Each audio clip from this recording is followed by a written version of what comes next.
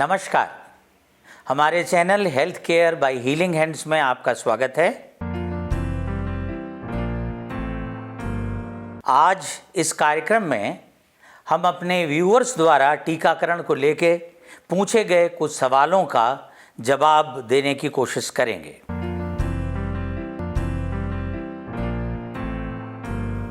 हमें फ़ख्र है कि हमें अच्छा रिस्पॉन्स मिल रहा है और लोगों के प्रश्न लगातार हम तक आ रहे हैं। सवाल पूछा गया है कि क्या लड़ने की ताकत बढ़ाने के लिए प्राकृतिक तरीके टीकों के अपेक्षा बेहतर नहीं थे? बात में दम है। प्राकृतिक तरीके निश्चित रूप से हमारी इम्यूनिटी बढ़ाते हैं और टीके उनका विकल्प नहीं हैं। दरहकीकत ये दोनों ही चीज़ें एक दूसरे की संपूरक हैं। प्रकृति से प्राप्त इम्यूनिटी और टीकों के द्वारा उसका संवर्धन, ये दोनों मिलके काम करें तो 1 और 1 11 की ताकत बनती है। दूसरा सवाल है, हमारे समय में तो इतने टीके नहीं थे, फिर कैसे लोग सुरक्षित रहते थे? देखिए, जब टीके नहीं थे तो उनके लगने का कोई प्रश्न भी नहीं है और लोग सुरक्षा के लिए जो भी उस समय उपलब्ध तरीके थे उनका प्रयोग करते थे। जैसे जब बल्ब नहीं था, ट्यूबलाइट नहीं थी, तो लोग दिए की रोशनी में पढ़ते थे, लेकिन पठन पाठन जारी रहता था।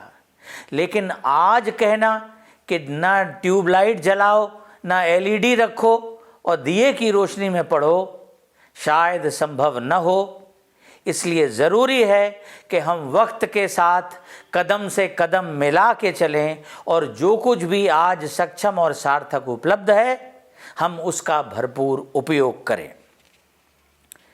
अगला प्रश्न कहता है कि हमारा बच्चा 2 साल का हो गया है और उसके कुछ टीके छूट गए हैं, क्या करें? जो भी टीके जिस व्यक्ति के जिस उम्र में भी छूट गए हों, उसमें से अधिकांश पूरे किए जा सकते हैं। इसे हम कैचअप इम्यूनाइजेशन कहते हैं। यानी बचपन में नहीं पढ़े कोई बात नहीं है, अब प्रौढ़ शिक्षा में पढ़ो, लेकिन पढ़ो जरूर, क्योंकि सुरक्षित रहना जरूरी है। क्या किशोर बच्चों को और वयस्कों को भी टीके दिए जा सकते हैं? जी हाँ, कुछ टीके ऐसे हैं जो विशेष तौर पर किशोरों के लिए ही डिजाइन किए गए हैं। HPV वैक्सीन यानी ह्यूमन पेपिलोमा वायरस की जो वैक्सीन है, वो खास तौर पे किशोरावस्था में ही देने के लिए है। इसी ढंग से DTaP का जो टीका है, वो डिप्थीरिया, काली खांसी और टिटनेस के विरुद्ध आपकी पूर्ववर्ती इम्यूनिटी को दोबारा बूस्ट करने के लिए भी किशोरावस्था में दिया जाता है।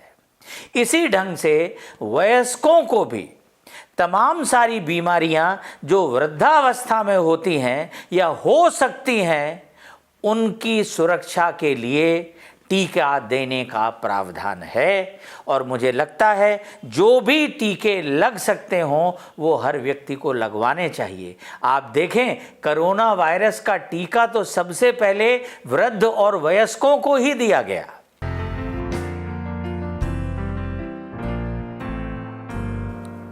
आज इस छोटे से समय में केवल इन्हीं प्रश्नों को, इसके आगे के जो प्रश्न हमारे पास मौजूद हैं, अगले अंक में उनके बारे में भी चर्चा करेंगे।